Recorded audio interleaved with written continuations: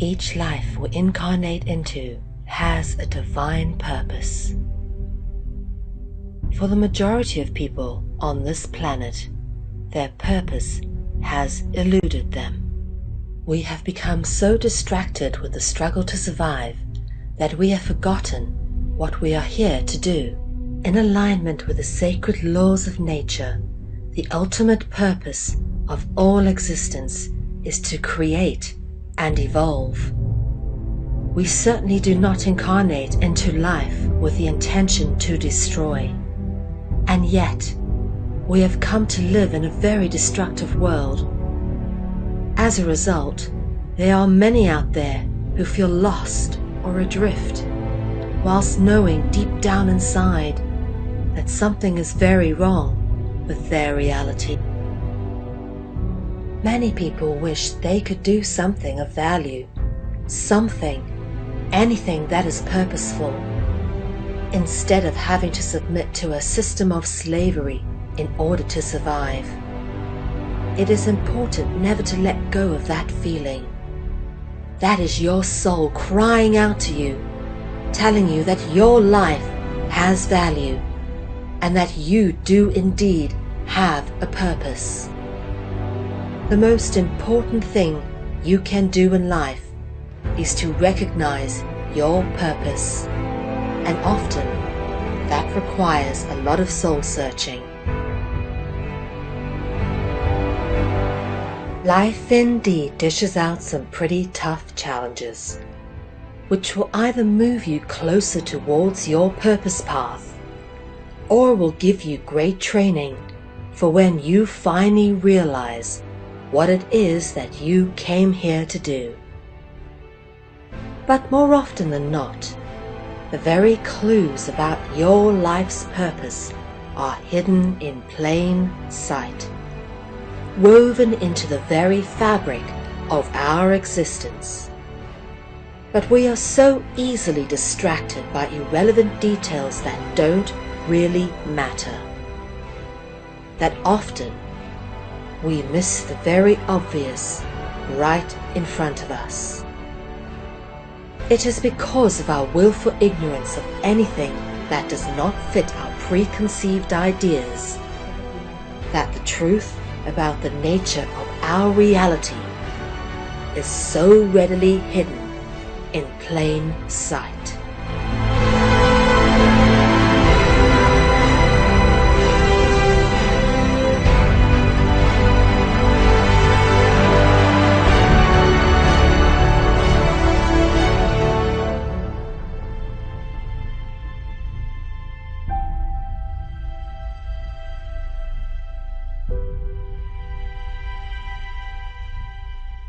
This is a very deep and personal journey, which has come to be expressed in many aspects throughout my life.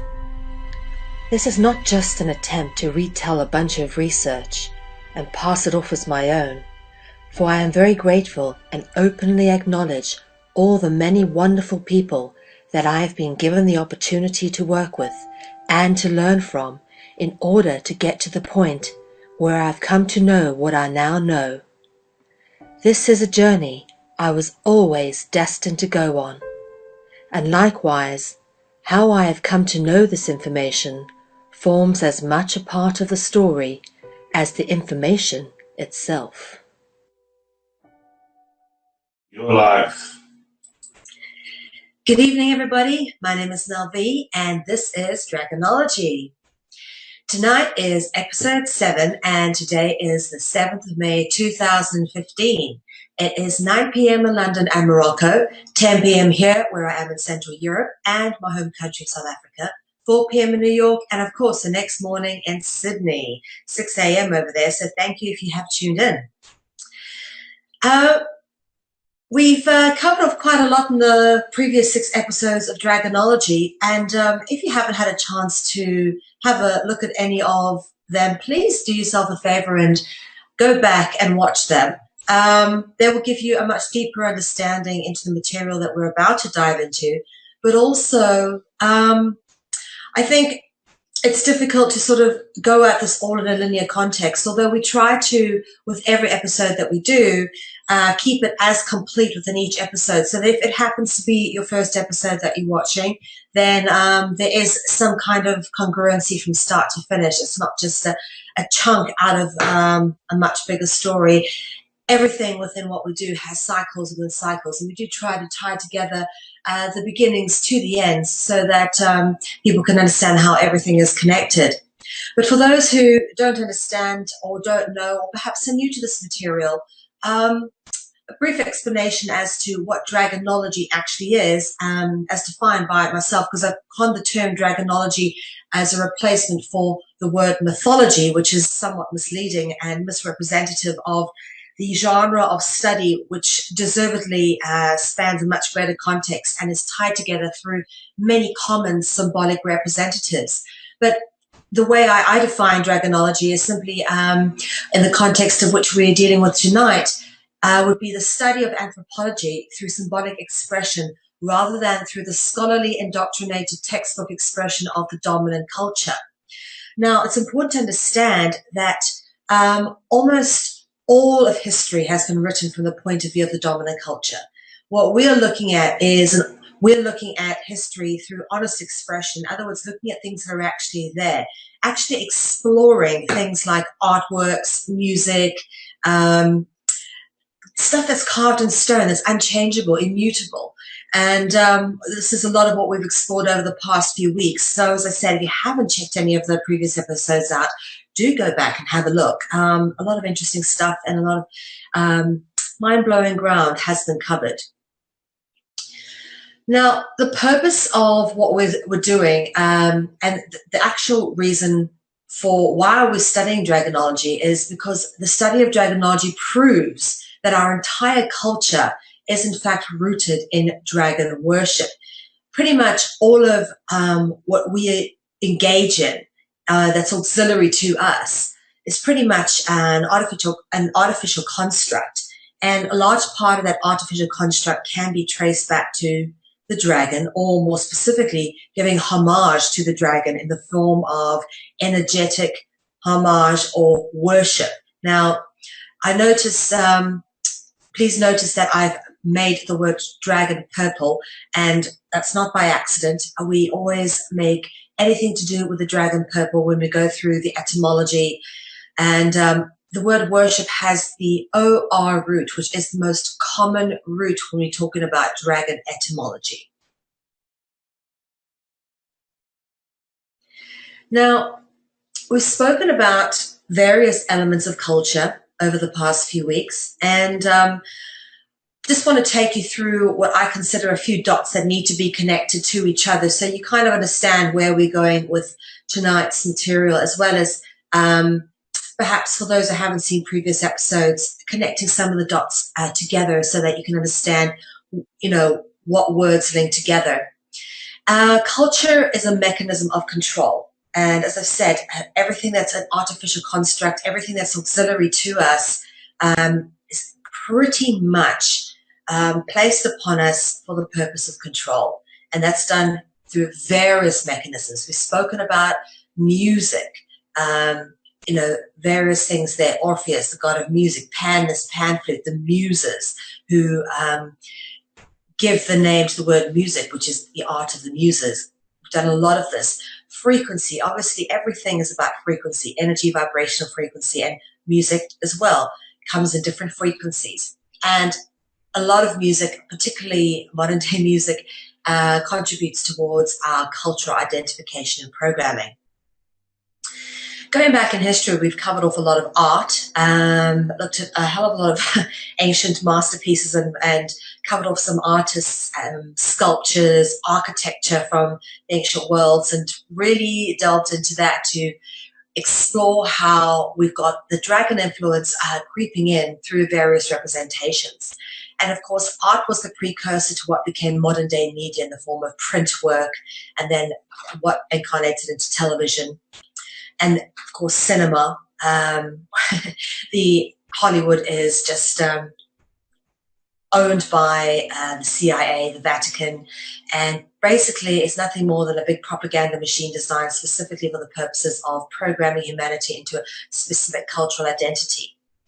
And then, of course, gaming, gambling, casinos, PlayStations, all that kind of thing also contribute and to a form of programming and mind control. As I've already mentioned, architecture and sculpture are inextricably linked with art, but the secrets of the symbols associated with many of these pieces we've looked at and buildings and amazing masterpieces all over the world have been inculcated and kept as a secret by various organizations such as the Freemasons. And very much a case of when you go back through history, you'll find that literature and being literate and having the skills of reading and writing was relegated to basically the elite and the clergy. And if you want an education sort of before the early 1800s, you get one if you're wealthy. You go to the Jesuits and get a good education there. The Jesuits have always been inextricably linked with education and literature and pretty much been in control of what literature has been in circulation for the last at least 500 years. So literature obviously leads automatically onto rite, and in rite you've got the root, which obviously takes you onto sort of like a rite of passage or a ritualistic rite. So the root is in ritual as well. And with literature inextricably linked with language. Language, a deconstruction of language, looking at the root of language is etymology. And in etymology, what you do is you deconstruct the symbolic representations to take you to the root of what the actual word means, or perhaps it has a deeper meaning we're not aware of. And why that's important is because it gives you a clear indication of what mythology is really all about. Etymology helps you connect the dots between various things so you can see how they're all interlinked, because we've been educated in very compartmentalized sections, like this happened in this continent, this happened in this year, and that is how history is taught to us in school, and it's pretty misleading. And the way you kind of are able to link it all together, the one common denominator that's pretty prevalent through all histories and ancient cultures and ancient legends, histories and stories, fairy tale, fable, folklore, and fantasy is in fact the dragon. And we're going to be delving straight into the heart of the beast tonight with some very interesting information that gets into some really cool detail, touches on our home soil as well. So what have we proven with the last 6 episodes that we've been engaged in, and the work that I've been engaged with, is that culture is rooted in with the dragon and with dragon worship.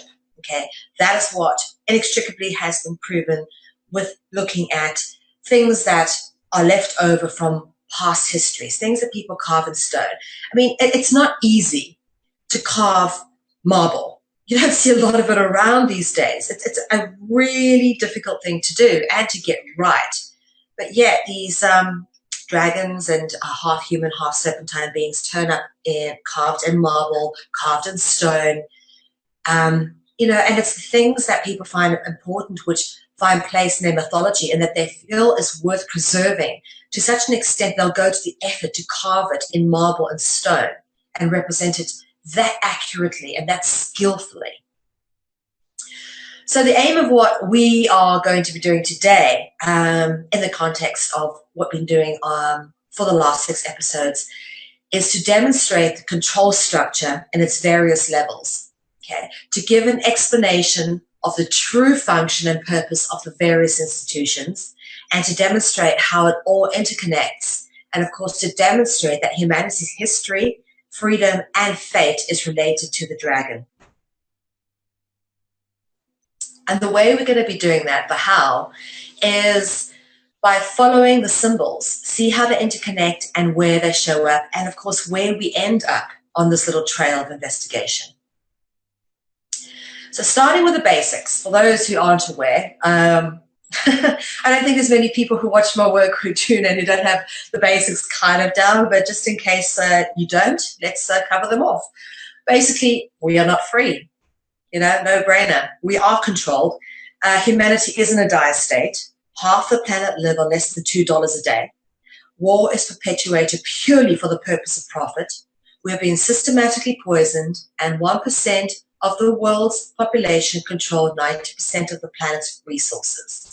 And that is a pretty devastating state of affairs when you consider that it's not good for the 90%. Yeah, it really isn't. And we need to become aware of the facts, but not just what is fed to us, really discover the truth for ourselves. And the only way we can do that is by deconstructing everything, looking at the building blocks for what they are, and reconstructing it again, perhaps in a completely new way. And that might even include having to reconstruct our entire language base. So for those of you who are familiar with the work we do here, or that I've been doing with Freedom Central for many years, and some of the subjects cover off on CCN, this sort of diagram will not be in any way new to you. This is the typical, how should we say, pyramid of control that can be understood by pretty much anybody who, has the capacity of literacy, really. And basically, when you start going to this and you start sort of looking at how it's all shared, we talk about the 1% who sit at the top, the financial elite, okay? All the wealth and resources go at the top. They control us with debt through a monetary system. And of course, at the bottom of this pyramid of control is the people, planet, and all living things, which suffer immensely and perpetually at the hands of people who really just don't give a damn about what they're doing. And this is all reinforced through numerous structures: financial, industrial, military complex, and of course the various religious and spiritual institutions, which we'll get into. So the associated symbols that we need to just be aware of, we've covered off a lot of this in previous episodes, but these are the common ones. And it's the sun, okay? And notice over here the sun with the little straight arrows and the little curvy ones with the face on it. Now, I actually have this image tattooed on my ankle. I had it done when I was 18, pretty much straight after I had my car accident. It's kind of weird that it's one of the most prevalent symbols in the occult mysteries, but nonetheless, there it is. Of course, the all-seeing eye within the triangle, the Trinity and triangle, 3, 6, and 9, of course, all very prevalent and important within occult numerology. And the ever-present serpent, this one in the shape of the Ouroboros eating its tail. So those symbols turn up quite frequently and sometimes in various combinations of each other. Here we've got, for example, the crowned winged dragon with the eye in the middle and what looks like a sword and some kind of worship going on here, perhaps an eagle on the outside. But what potentially also could be, because he has an unwinged dragon, a representation of, say, a yin and yang, male and female, duality. Dragons are often associated with the all-seeing eye simply because of the amazing and uncanny etymological similarities, which, if not through the etymology, then through the actual symbolic allegory, very much are inextricably linked. So, as I say, all-seeing eye very much linked with the dragon, referenced in the Bibles as the Watchers or biblical angels, and that symbolism, of course, is also inextricably linked with the world of dragons.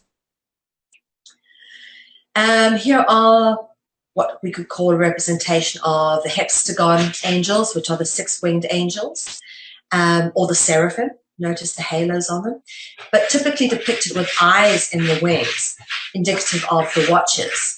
And the Watchers are referenced in the Bible, as I already mentioned, but are also known as the angels, Elohim, or dragons. Now, when you talk about dragons, you're obviously talking about the negative aspect of these things. And when we sometimes talk about the Elohim or the angels, people think of it in a more positive or light aspect, El meaning light. But the ubiquitous duality is inextricably linked with the dragon. And this is the theme that we have to get our head around, because it's something that I'll be covering off a lot more because it plays into our reality.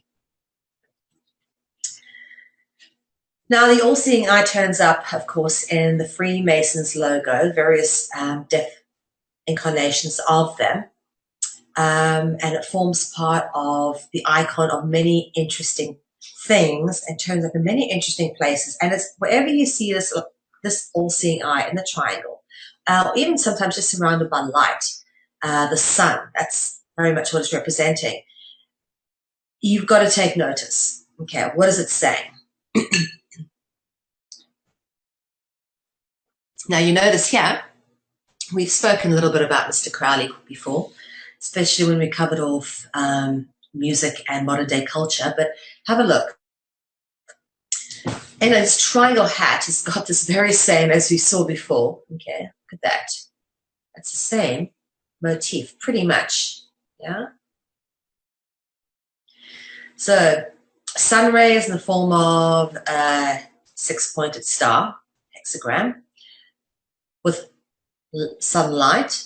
That's an eye of Horus, and we'll get onto that specifically, an eye of Horus, and a triangle, and of course, a pentagram on his book, Interlocking. Aleister Crowley, interesting dude.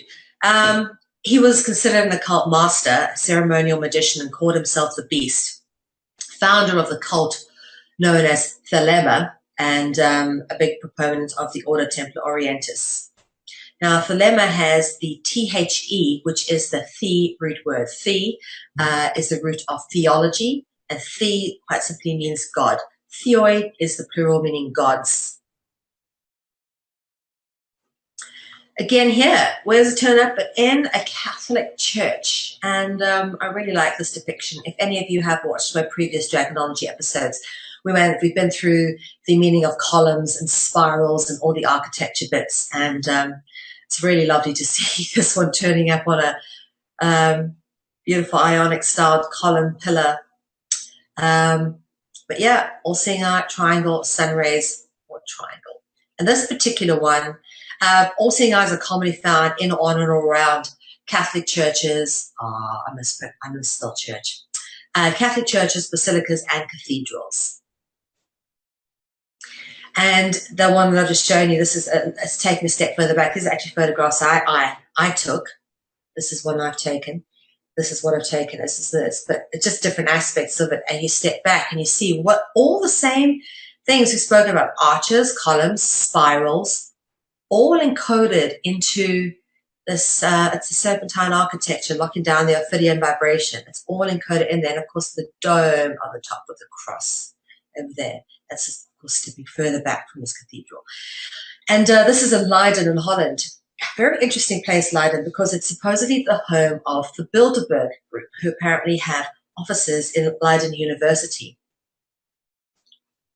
Now, this is inside this particular Catholic church in Leiden, which I just love this depiction. Have a look at this. What have we got here? This looks like Virgin Mary, but I beg your pardon.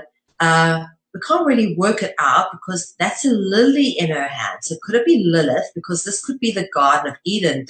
If this is a reptilian, this looks like a dragon because you've got feet on here and the tail twisting around a tree. Very interesting. Anyway, sun, moon, and what is this over here? I can't really work out. Could this be like the 9 realms, like with Asgard or something, or UFOs? I'm not terribly sure, but this inside a Catholic church, that's my finger over there. I thought that was incredibly interesting, actually, particularly the one that has a kind of architecture that this one has on it. You know, they're definitely, the symbols are everywhere. You know, if any of you are in and around some places where they've got some beautiful old churches, and even some of the new ones, just go in and check out the architecture and the symbols. It's all there. It's all telling you the same old story. It's all about your domination and control. So reptilian dragon being here. And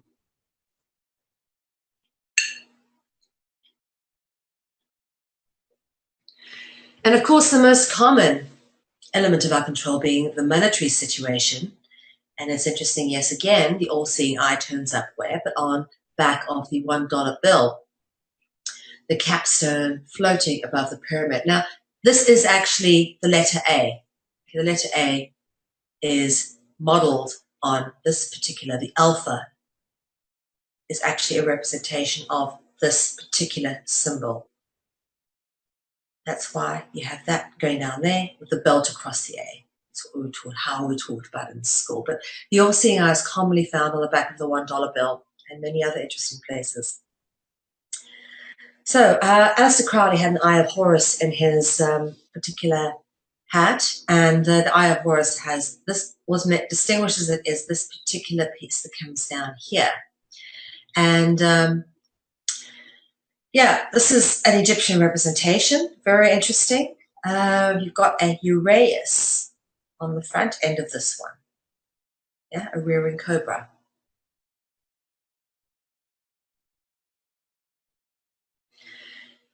Now, the all-seeing eye, very well-known symbol of the occult, singular eye, okay? We just spoke about the alpha, right, as this representation here. You can see it there, the A.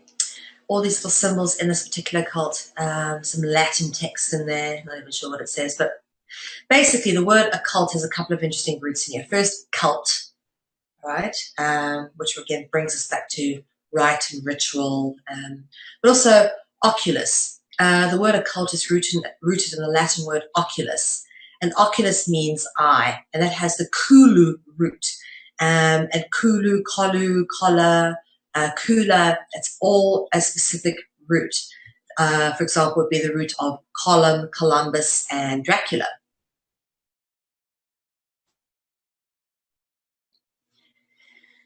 And now we go into some of the the territory that is controversial, but yeah, it's in the public domain. You can go look this stuff up for yourself, guys. I'm not making any of it up. But here we got this sun. Notice the spikes with little curls, little twirls. We've seen this guy before. Yeah, it turns up a lot in occult symbolism. It is the symbol of the Jesuits.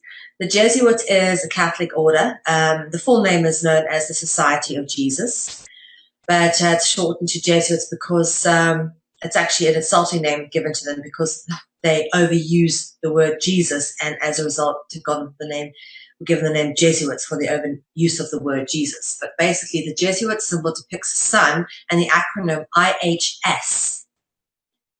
Right, IHS, which basically means Isis, Horus, Seth, or Set.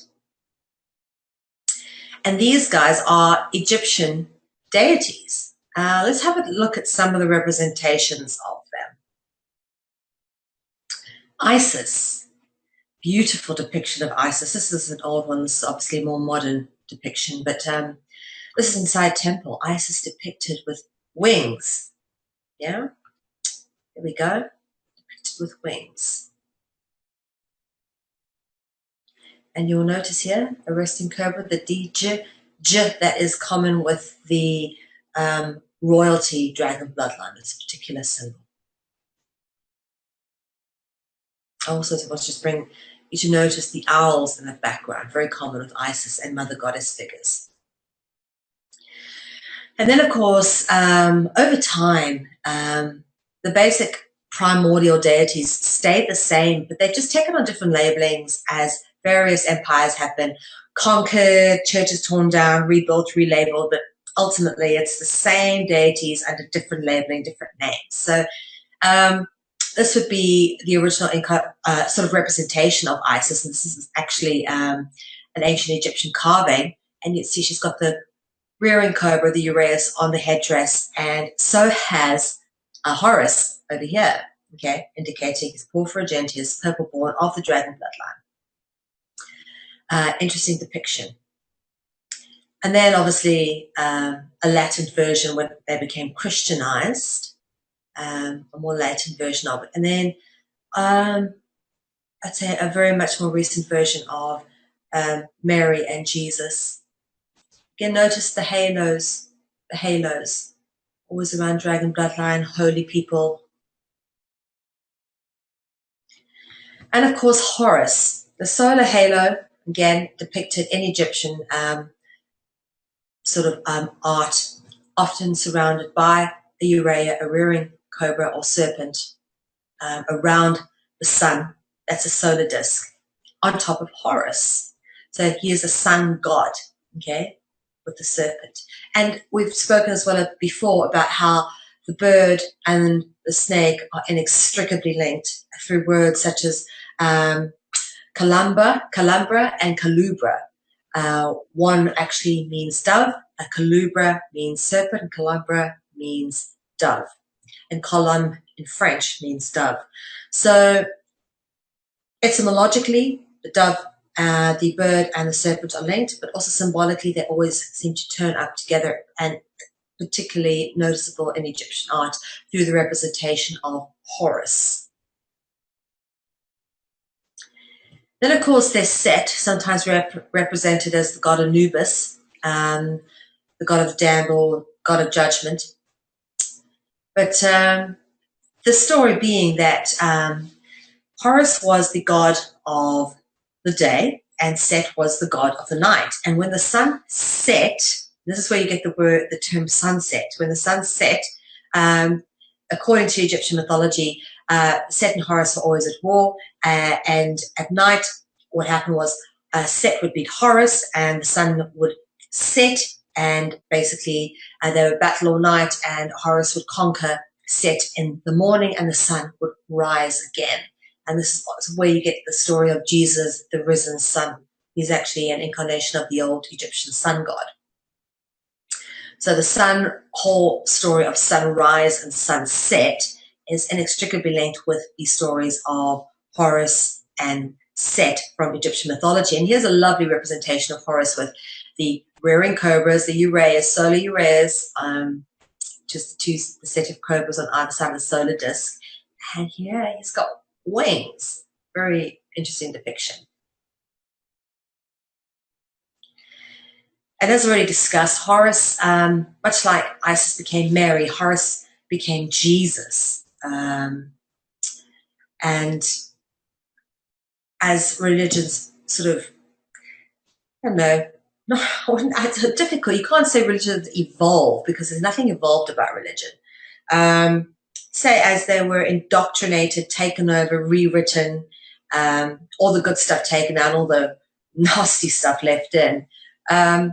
These guys were re-represented, reinterpreted, and relabeled, and re-propagandized out to the minds of the masses for the purposes of mass control. But Jesus was, in fact, a sun god, as we've spoken about many times over, and in fact is, just a representation of the solar zodiac. And you can tell that by the fact that he had 12 disciples, very much like these 12 representations in the solar zodiac. And the cross of the zodiac is actually a representation of the Christian cross, okay? And basically the horizontal and vertical cross mark out the solstices and the equinoxes of the zodiac. So basically what this thing is doing is it's a literal or symbolic allegory of the sun's journey around the cosmos through the course of the year. And this just proves more and more again that Jesus is nothing but a solar messiah through the fact that they use a sun cross as the symbol of Christianity. Now, the fact that they use the sun symbol and, of course, the sun god Horus in the order of the Jesuits is very, very interesting. Okay, and I want to read this out here. Beware of false prophets which come to you in sheep's clothing, but inwardly they are ravening wolves. And this was said by Jesus Christ according to Matthew 7 verse 15 in the King James version of the Bible. And then this is apparently said by the third Jesuit Superior General Francesco Borgio. It says, we came in like lambs and will rule like wolves. We shall be expelled like dogs and return like eagles. Okay. An interesting representation of the dogs, he's sacrificing a baby, because This is the depth of the depravity to which these guys go to, as we shall demonstrate through some of the material. Okay, let's have a look at the oath first. I'll pop back in a second. This is the Jesuit oath that they swear upon being inducted into the order.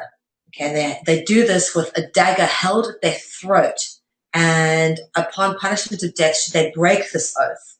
Okay, now I'll read it out. I don't like reading it, but I will. The Jesuit oath states the following.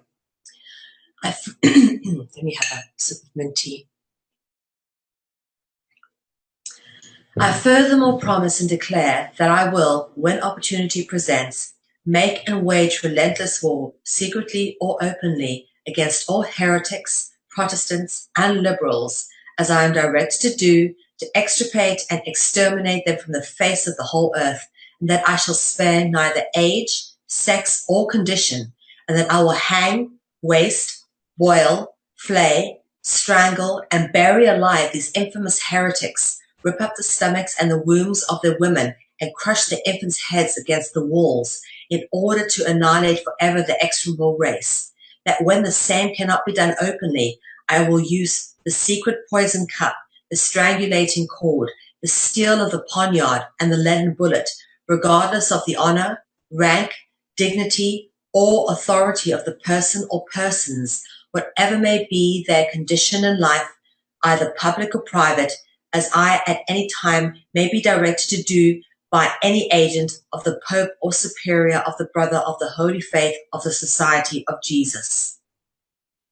Yeah, nice bunch of people, these Jesuits, you know, crushing babies' heads against the walls, not even sparing the innocent. And I've said this many times, a truly evolved world is one where we protect the weakest and most vulnerable.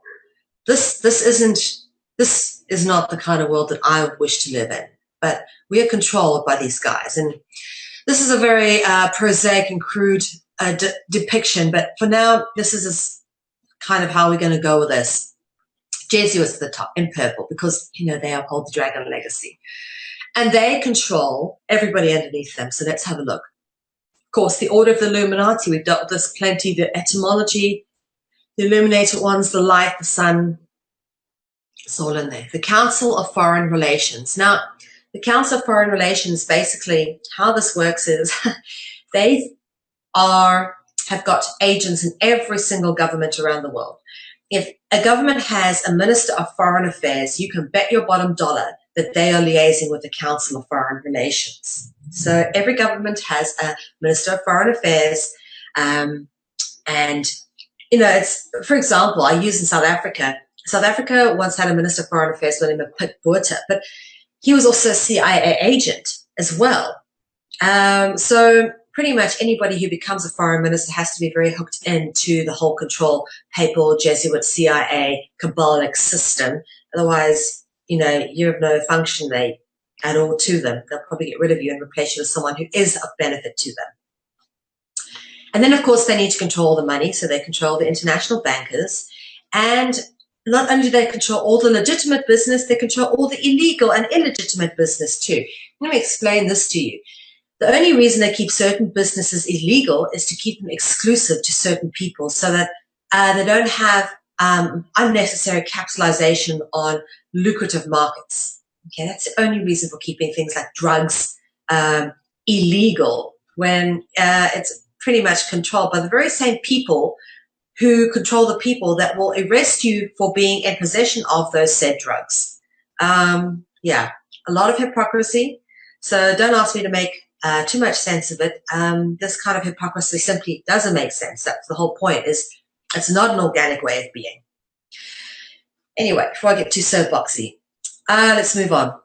Of course, they control the Club of Rome, which in turn controls things like the international criminal courts, the environmentalist lobbies, the various groups such as the World Wildlife Foundation, etc., all linked into the Club of Rome, all work together and all very bad people. Opus Dei is a fraternal order within the Roman Catholic Church, quite extreme.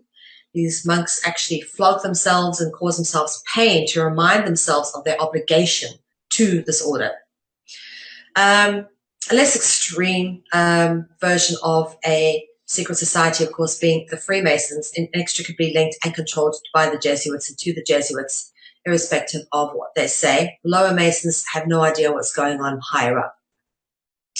And of course, we've got the New Age movement, and this is where you've got all this wonderful ascended masters bullshit coming in, all falls under here, but ultimately controlled. Saint Germain was actually from the dragon bloodline, and his spirit is still around and running archons of angels and ascended masters from the other realms, and they're interacting with people under the guise of the New Age movement, causing a lot of havoc for people. Okay, so let's have a look at some of the people that the Jesuits control. They control all the night orders without exception, including the Knights of the Ku Klux Klan. Now, isn't that interesting? Okay, now these guys used to burn black people, yeah, in America, big white pointy hats and burn crosses and, you know, all sorts of things. In fact, the Ku Klux Klan invented the word picnic because picnic was terrible what they do. They get all their families together to, you know, picnic baskets, sit around, and then they go and pick up, sorry for the offensive words, niggers or Negroes. This is where the word picnic comes from, because they pick up a nick, or nick is a derogatory word, dismissive word for, was where the word nigger or Negro actually evolved out of. And yeah, that's where the word picnic comes from. And basically, it was when they used to pick up black people and burn them on crosses and lynch them and all sorts of things for fun. Very racist bunch, this Catholic Church and the Jesuits. Freemasonry, we've covered off, Opus Dei. And then, of course, this is where people start to go, ooh, controversial, because they also control all of Islam. The Roman Catholic Church invented the Islamic faith. And Prophet Muhammad was, in fact, married to a Roman Catholic nun who was, I think, 20 years older than he was. But nonetheless, she guided him and turned him into who he was. But basically, they control the Islamic faith, as well as all the Islamic secret societies, all the little secret societies. Supposedly, all the religions at war with each other, no, they're all working together at the very top to continue this separation and division and the wars. You know, it's all orchestrated. And of course, the Islamic secret societies is not the only controversial one that's controlled by the Jesuits. People tell us that the Zionists control the Jesuits. No, no. The Zionists are papal court Jews, Judenhofen or Hofen-Juden, which are court Jews. They answer to the Pope. Okay, why do you think the Pope wears a yarmulke sometimes when he's not wearing a mitre? It's because the Roman Catholic Church does control the Jewish faith, just like it controls all faiths. It controls the secret society of the assassins. So if you hear something labeled as an assassination, you know it's been ordered by the Vatican.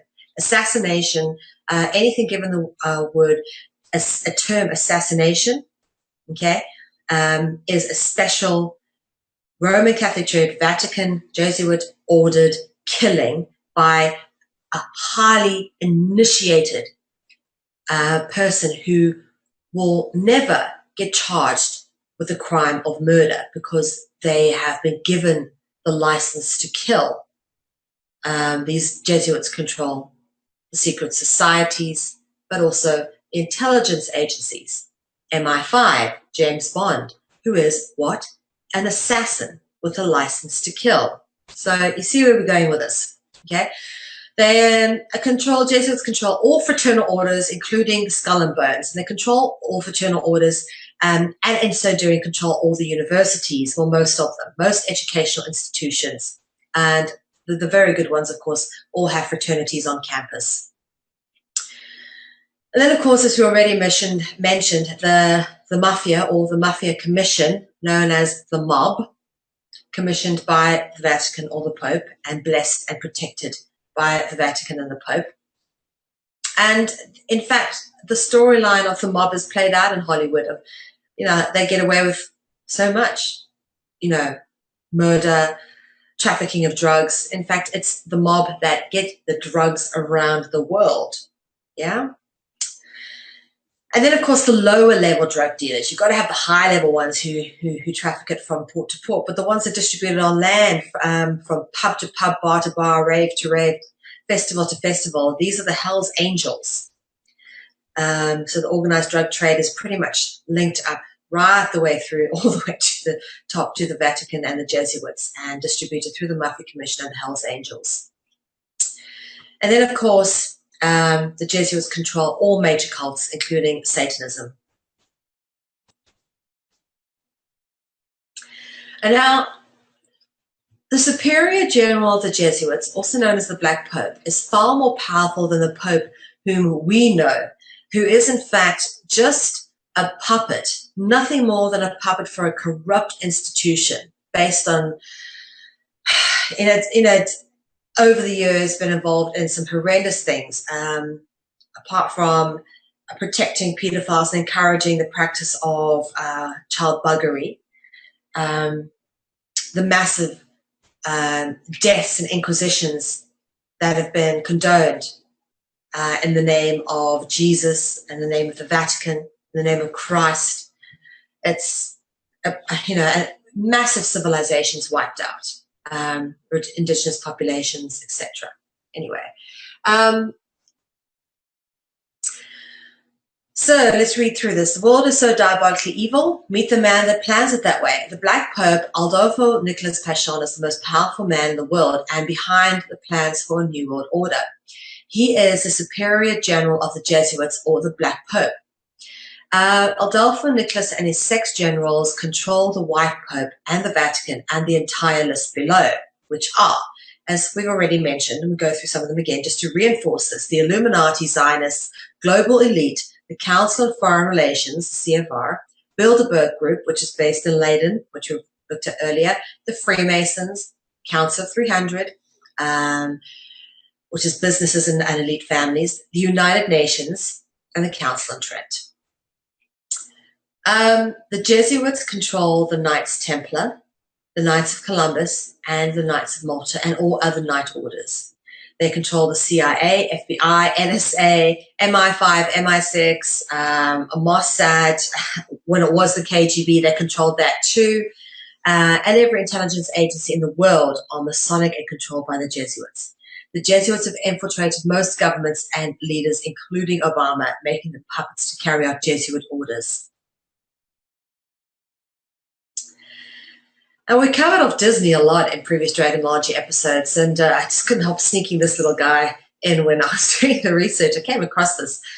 Why would Disney, employ a reverend, a Jesuit academic to their board of directors? It's just curious. It doesn't make any sense to do. I mean, it's a bit of a killjoy, really. But I want to read through this article because there's some very interesting pieces in here, and interesting points in here, which really are worth revisiting. So, Washington. The Reverend Leo O'Donovan just completed his 6th year as president of Georgetown University. So, what's he going to do now? Basically, he's going to Walt Disney. O'Donovan, a Jesuit priest who leads the nation's oldest Catholic university, was elected in June to a 2-year term on the Walt Disney Company's board of directors.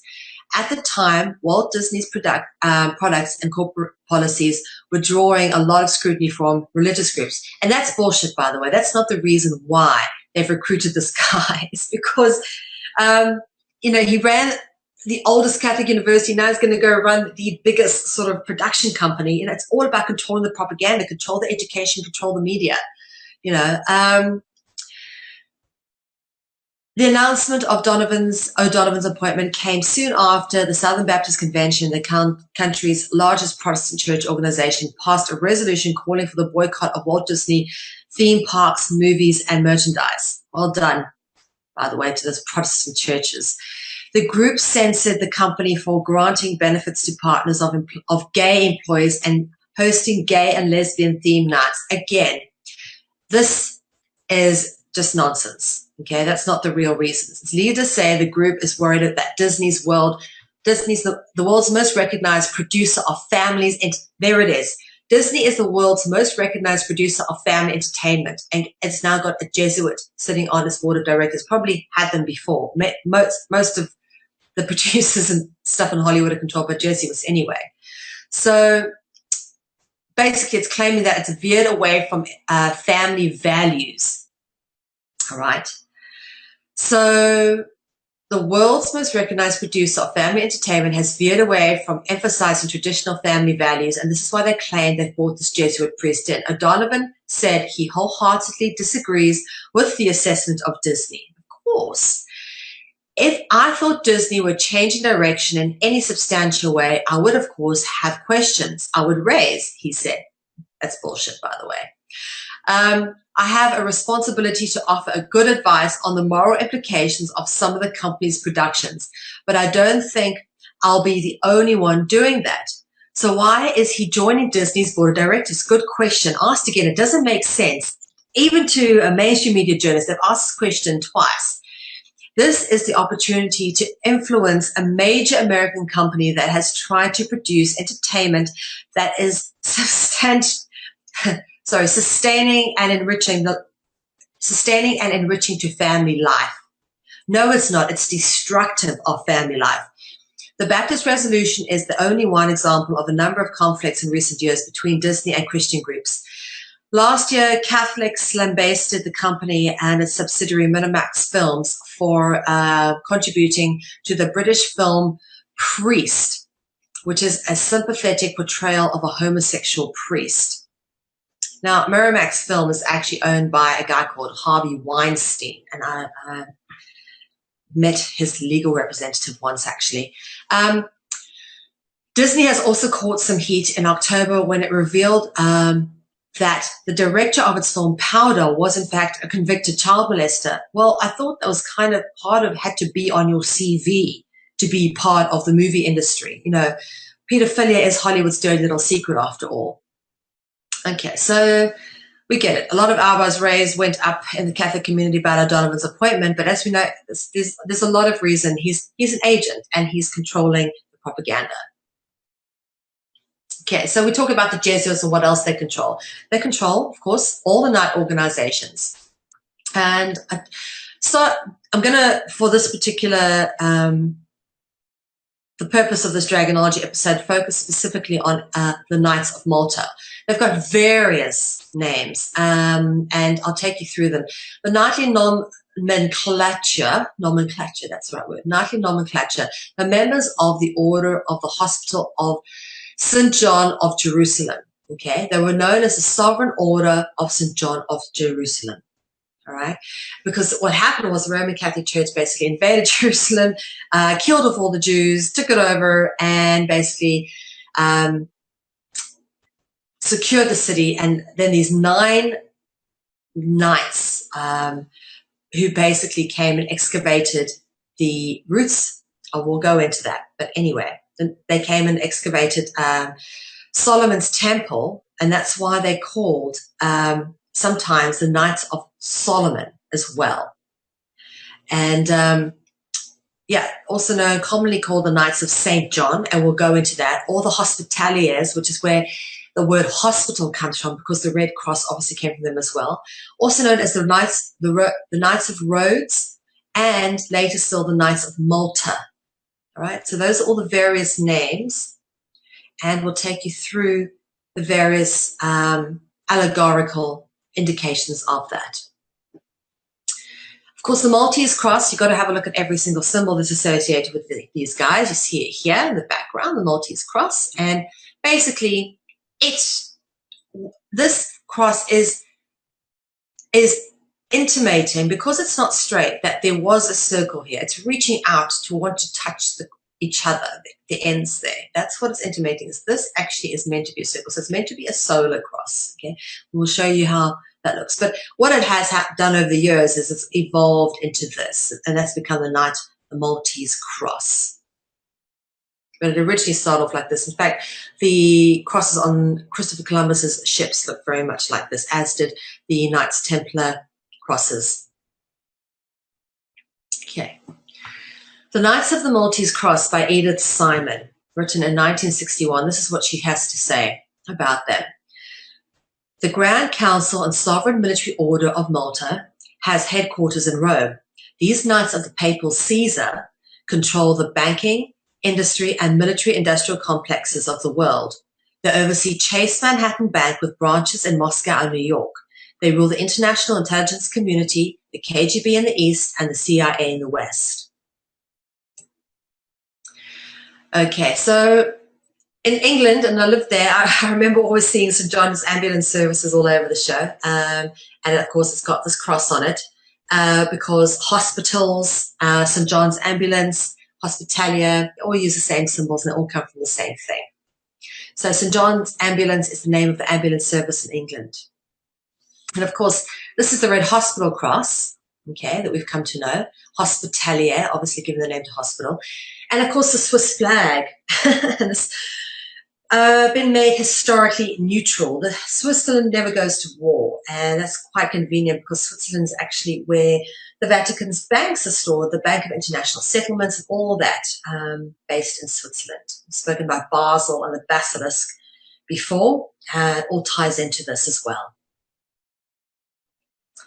And of course, we're showing you here how the Sun Cross has evolved, the Maltese Cross in an incarnation of it. Initially came from this, which would have been the horizontal and vertical cross down the center of the circle, which would have been represented. This is a zodiac cross, typically, which evolved into, controversially, the swastika. Okay, in fact, you can find this in some of my Blavatsky books, which are published in this 1909, I think the particular book was republished with this symbol in, and that's way before Hitler. So the swastika was known long before Hitler. It's not something he made up. It goes way back, a symbol of the ancient world, but it is in fact, as we say, just a version of this, okay, and evolved into that. And of course, that's provable by the fact that you find these crosses, these knights' crosses turning up on the Nazi flags, which have the red, black, and white death head colors. Here we go, red, black, and white death head colors on the medals, which actually, look here, we've got this cross turning up again with the swastika in the middle. Yeah.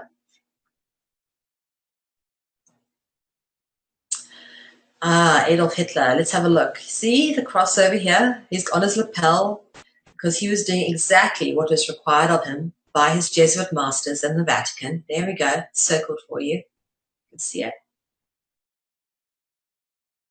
And of course, we're going to look here at who else, Knights of Malta.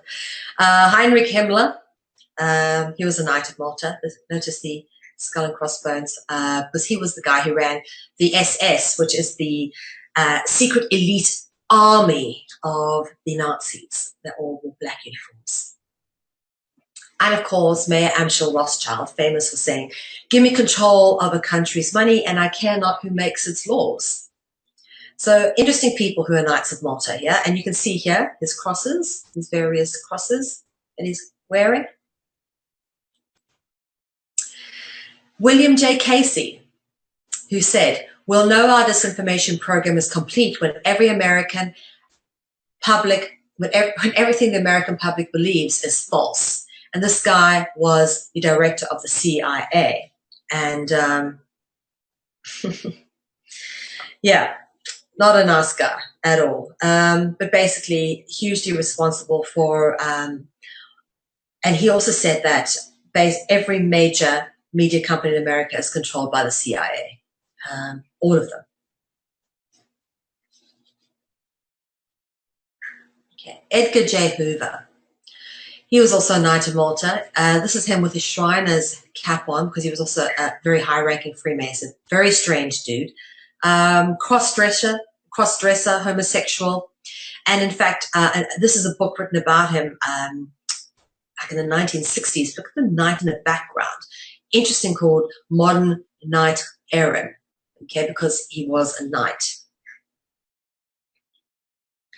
And of course, Queen Elizabeth II is herself a member of the Knights of Malta. She is what's considered to be a Dame of Malta. Here she is in all her regalia, and she likes to hang out with people who are also Knights of Malta, like Nelson Mandela over here, who is in fact a Knight of Malta. Here's a picture of him much younger, and of course when he's a bit older in his regalia, his various knights' cloaks that he's worn over the years.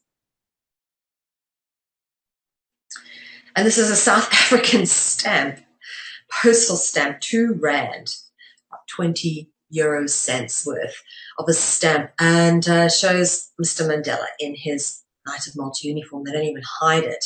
Here he is shaking hands with that other Jesuit puppet, Desmond Tutu, who I have actually met up in person and done a piece on.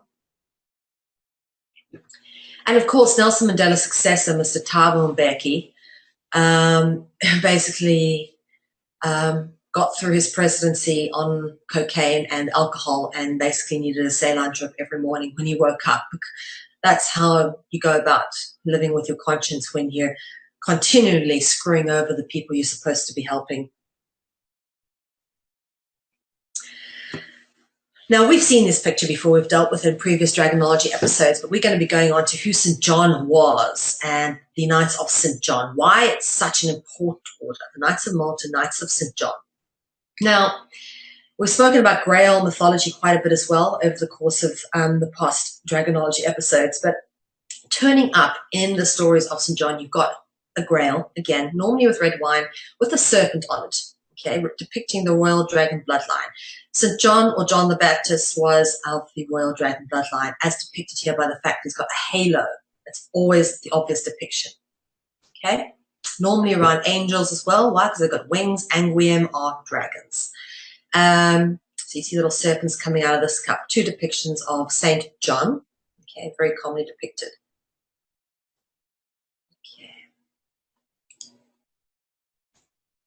Okay. So knights practice Johannism, okay?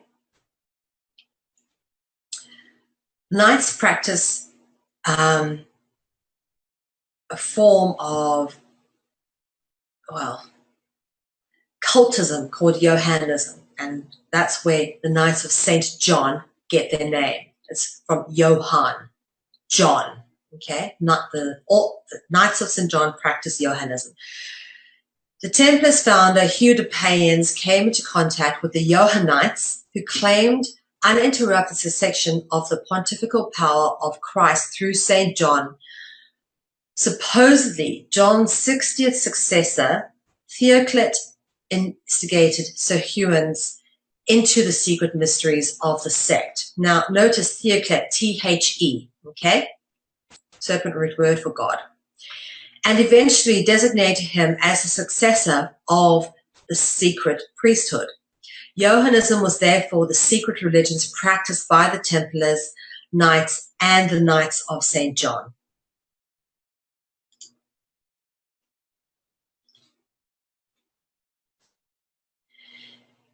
In occultism, Catholicism is inverted. Okay, now you'll often notice in Catholic cathedrals and churches, they have black and white tessellated floors and tiles, because what they're trying to tell you is everything is inverted. Black is white and white is black, okay? So in occultism, which is the hidden Catholic doctrine, the outward doctrine of Catholicism pretends to be about light, where the secret knowledge, the occultism, is about Johannism and is about darkness. The outward Catholic doctrine, supposedly the patron saint is St. Peter, when the secret knowledge is that it's actually Jupiter or Lucifer. The outward doctrine uses the IHS, and most people don't even know what that is, but the secret knowledge, they know what this particular acronym means, and it references the pagan gods of Isis, Horus, and Set. And yeah. So now we go on to some interesting territory here, because we start to look at where the word John came from. So John evolved from Johann, as we spoke about, Johannism, which came from Johannes. Okay, if you go to the Roman Catholic Church here in Holland, in Amsterdam, it actually has a Saint Johannes in this particular spelling. Okay, and this particular spelling of Saint Johannes basically made it. Hello, Kitty. My cat coming to join me. Pardon me, everybody. Let me get her cozy in here. Hello, darling. Basically, Johannes evolved into what became Oannes, because the J wasn't around and actually didn't exist in some of the older languages. So it's Oannes. Where have we heard this one before? Okay. Oannes was the name given to the Babylonian writer Berossos in the 3rd century BC, to a mystical being who taught mankind wisdom. Now, the word wisdom coming up again. Okay. Berossos, I beg your pardon. Berossos describes Oannes as having the body of a fish, but underneath the figure of a man. So again, that shape-shifting, mermaid, dragon quality. Oannes is described as dwelling in the Persian Gulf and rising out of the waters in the daytime, and furnishing mankind with instructions in writing, the arts, and various sciences. Okay, we spoke about this before. Language, writing, and arts is rooted with the dragon. Oannes and the Semitic god Dagon were considered to be identical. We've covered off Dagon as well. Dagon basically is the one who wore the hat which is now worn by the Pope, which is the mitre, the fish hat. I'd like to talk a little bit about a gentleman by the name of Manly Palmer Hall. Very interesting man. Phenomenal man, actually. And he was very well versed in the teachings of the mysteries. In fact, I'll read you a little bit about him, because we're going to, I've actually gone through one of his lectures and transcribed them so that I could read it back, parts of it to you. Because it's very important to hear what he had to say about this particular god, Oannes, okay? And to understand why his perspective is so important, I want to tell you a little bit about him. First off, Manly Palmer Hall was a Canadian-born author and mystic. He is perhaps most famous for his works, The Secret Teachings of All Ages, which is an encyclopedia outline of Masonic, Hermetic, Kabbalistic, and Rosicrucian symbolic philosophy, which is widely regarded as his opus magnum, and which he published when he was only 27 years of age. Okay? He has been widely recognized as a leading scholar in the field of religion, mythology, mysticism, and the occult. In 1934, Hall founded the Philosophical Research Society, PRS, in Los Angeles, California, dedicated to an idealistic approach to the solution of human problems. The PRS claimed to be a non-sectarian, non-ecclesiastical, and entirely free from educational, politics, and church control. And the Society's programs stressed the need for an integration of philosophy, religion, and science into one system of instruction. The PRS Library, a public facility devoted to the source of materials in obscure fields, has many rare and scarce items now impossible to obtain anywhere else.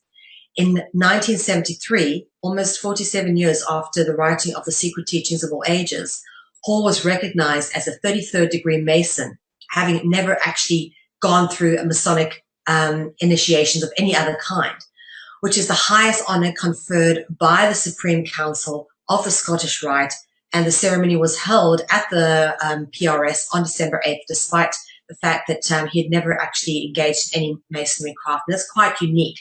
But that's because the Freemasons recognized how skilled this man was. Okay, and people give Manly Palmer Hall a hard time because he was a Freemason, but more than that, he was a scholar and a teacher, and a great one at that. In his over 70-year career, Hall delivered approximately 8,000 lectures in the United States and abroad, and authored over 150 books and essays and wrote countless magazines and articles.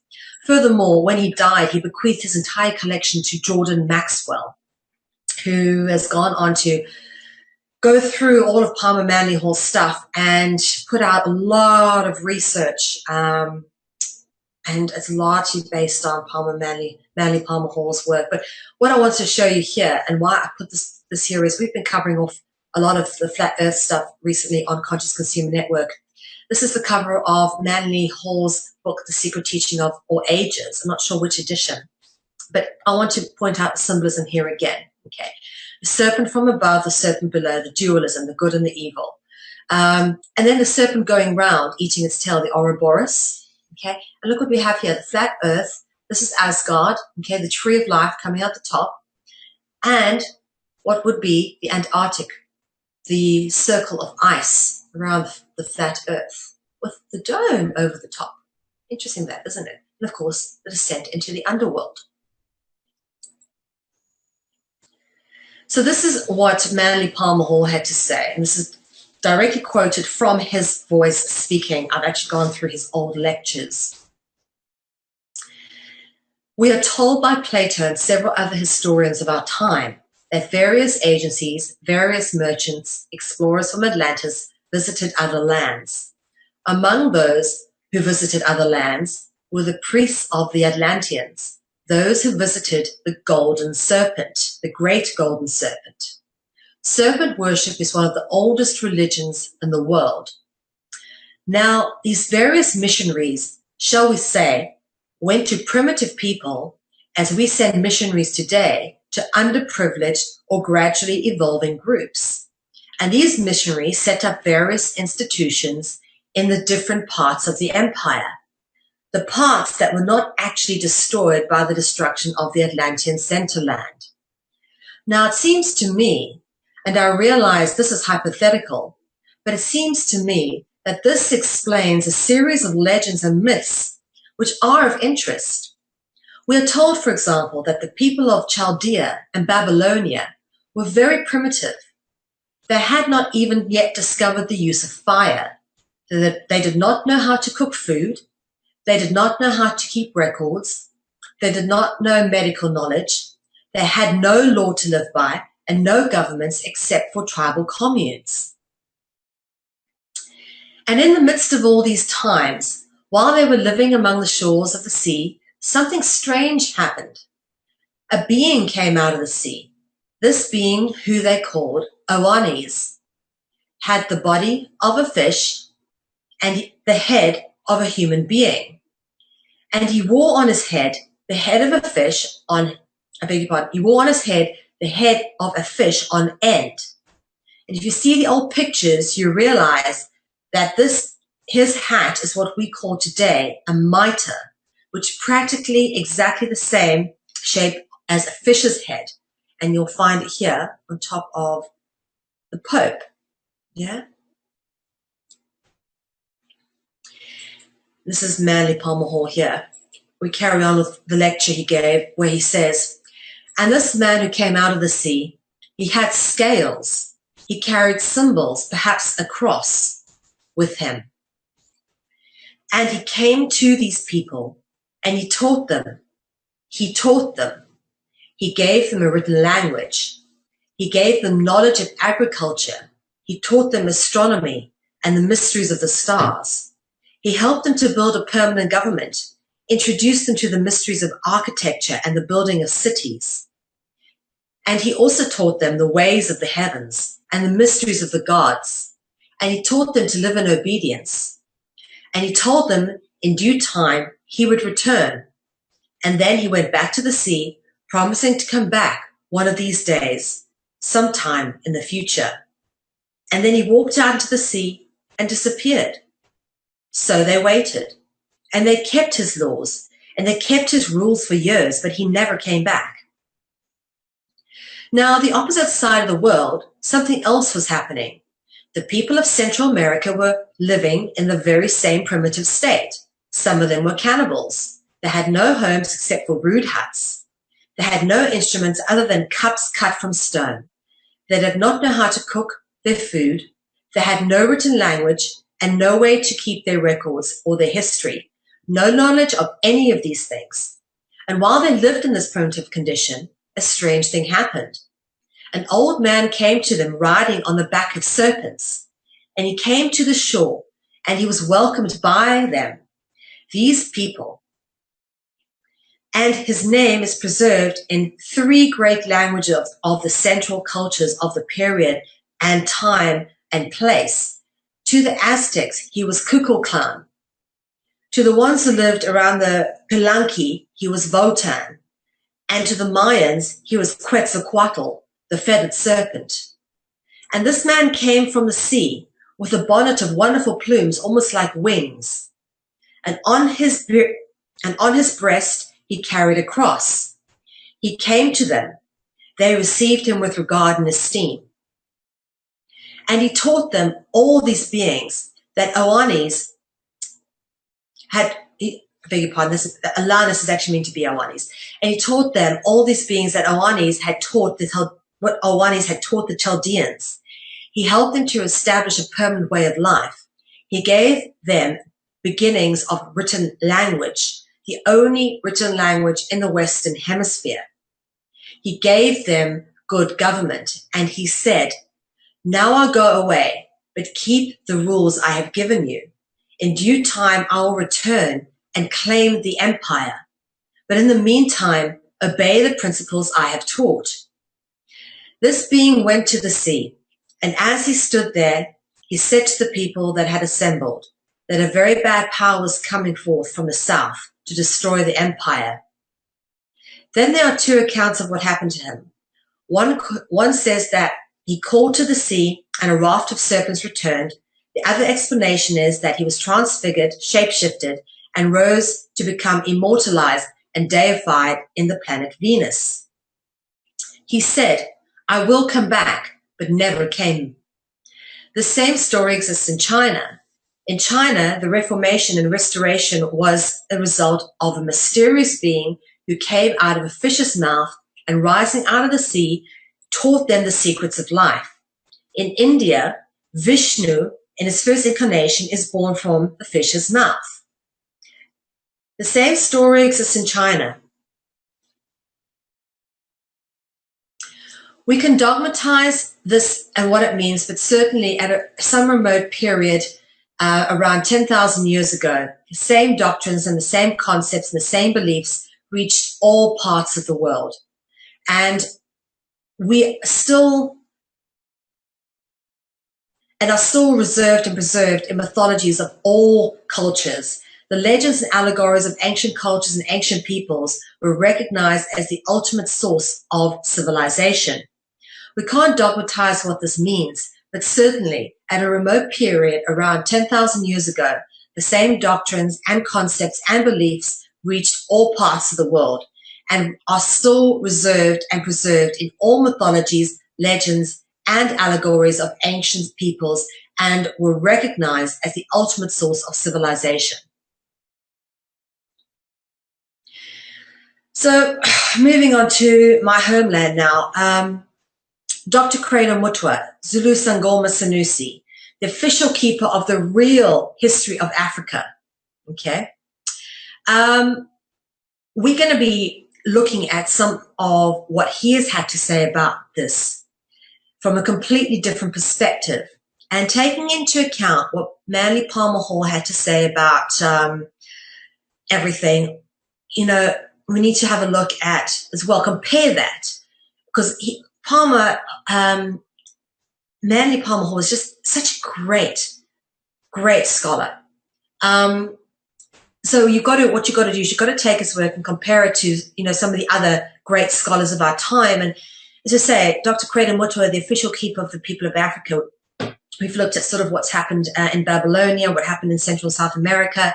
Now let's look at what happened in Africa. Way back when. The stuff they don't put into school textbooks. So this is also directly quoting Dr. Krena Mutwa. Doesn't it amaze you that when the Native Americans saw the cross on the sails of Christopher Columbus's ships, they recognized it as a sacred object? Exactly the same thing happened in South Africa. our people were made familiar with the cross long before the white man set foot in Africa. When our people saw this cross, this time brought by missionaries, they recognized it as a sacred object. In other words, our people were prepared, mind-controlled, long beforehand to recognize certain Christianic and Judaic symbols as holy. When our people saw these symbols in the hands of the colonies later, they knew what they were. This is why Africans accepted and protected Christian missionaries, even whilst fighting life and death struggles against white colonialism. How is it that a man would accept the religion of an invader whilst at the same time fighting a life and death battle against the encroachments being made into his native lands? The source of this acceptance was the same. This happened in Africa, and this happened in America. A great fraud is being committed in educational circles in that the educationalists in the ivory towers force our young people to look at colonization of Africa and America as if they were two separate, unrelated occurrences. But certain factors in this colonization were the same in Africa and in America, and they achieved the same results. This is why I have always argued that the international conspiracy began long before colonial times in Africa and America, and the results were the same. The great Zulu king named Shaka was not only a fierce warrior, he was a prophet and widely respected by his people. Shaka welcomes white people into his land in KwaZulu-Natal and allowed the missionaries to operate freely throughout his land. Before Shaka died, he warned his half-brother Dingaan, who was his successor, that he must not attack the white people and that he must allow the missionaries to operate freely. In fact, in the reign of King Dingaan, the two missionaries, Reverend Halstead and Reverend Owen, had a mission station inside Dingaan's village. But the strange thing is, these missionaries were converting our people to Christianity, and they often went out of their way to criticize and undermine the king's authority in the eyes of the converts. In other words, we have an amazing phenomenon here. We have a great king being undermined by the very people he has allowed to preach freely in his lands.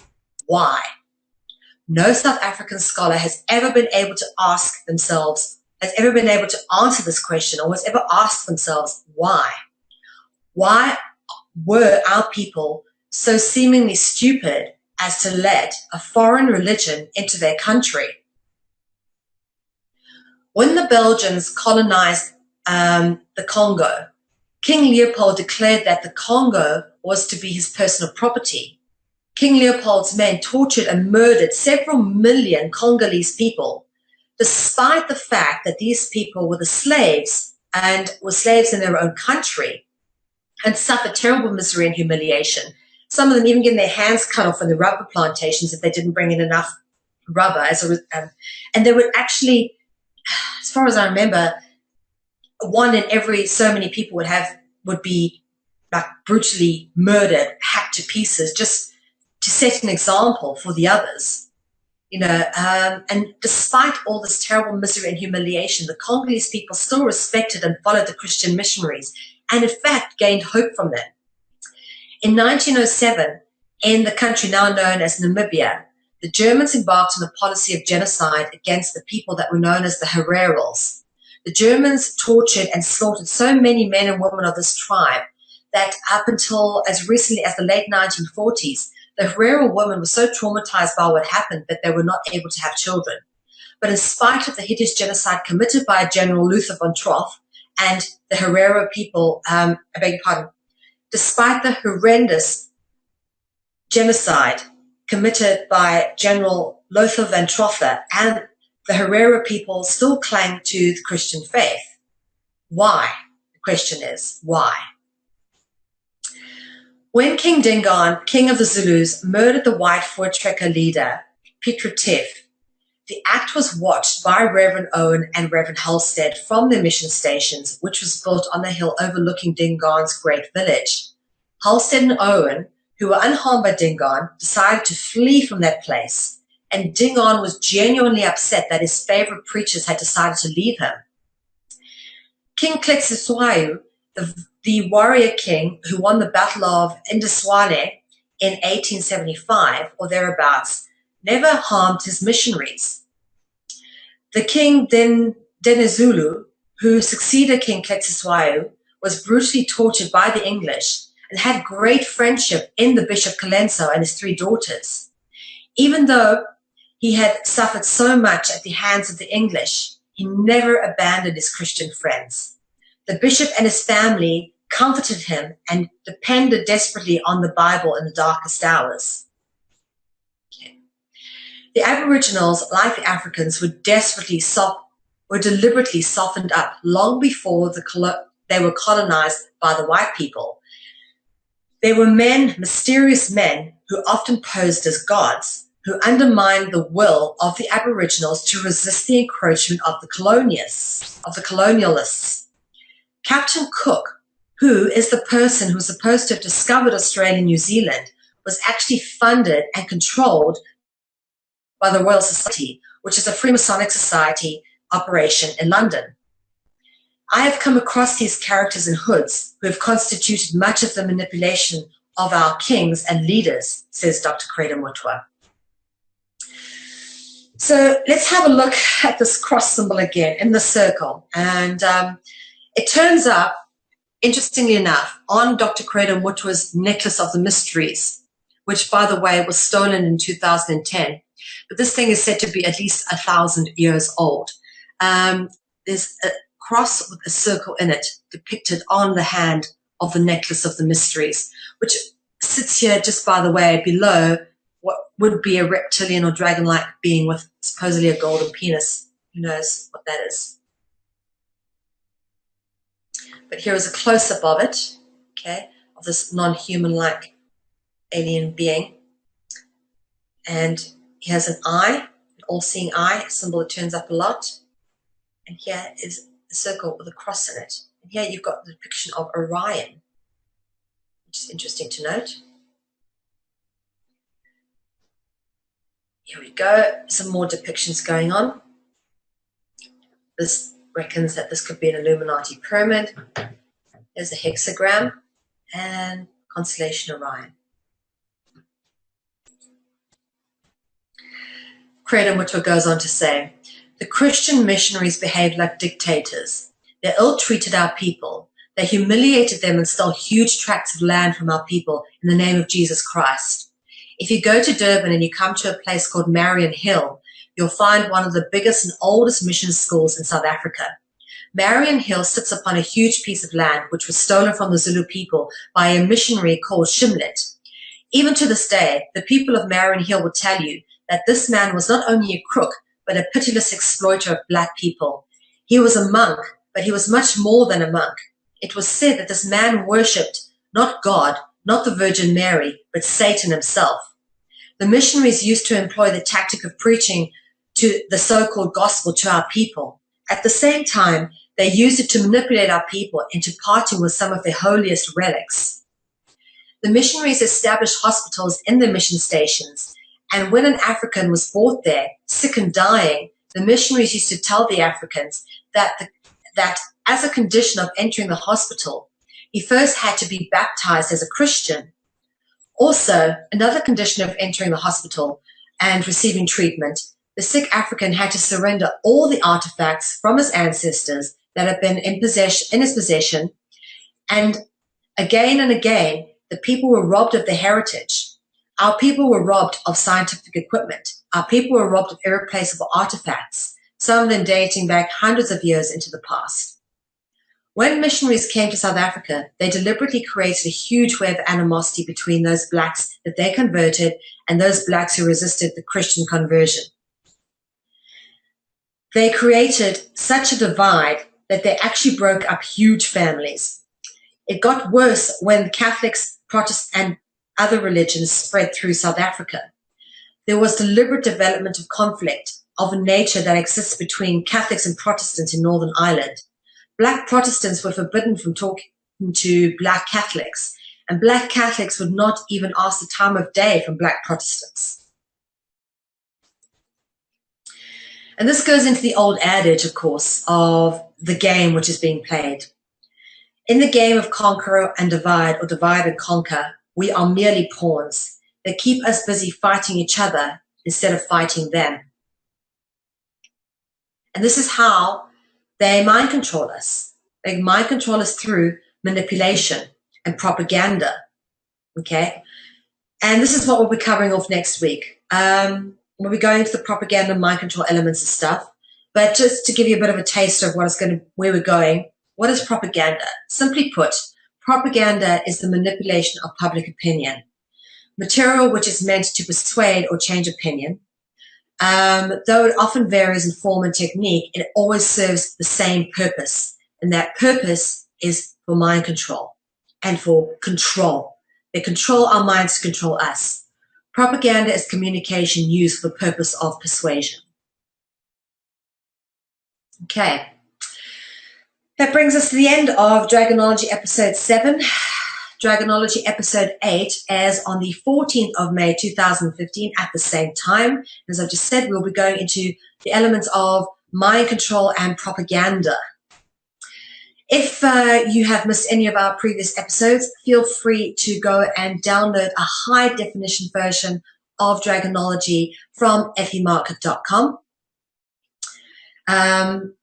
In fact, all the CCN shows are recorded in high definition and uploaded onto effiemarket.com. So if you have missed the show, feel free to pick up a high definition download off effiemarket.com, or you can become a regular pledger. If you download one of the high definition versions of our shows, it's €5 per show, or become a monthly pledger for €10 a month, and you get unlimited access to all the high definition downloads from CCN, which are all available at effiemarket.com. Effie Market is the place where conscious-minded people come and shop, because we've created this marketplace for people to be treated fairly. All of our vendors who are on there get a decent rate, get everything done in terms of ethical percentages. And we've also created this so that we can give people something back with becoming a pledger to free and independent media.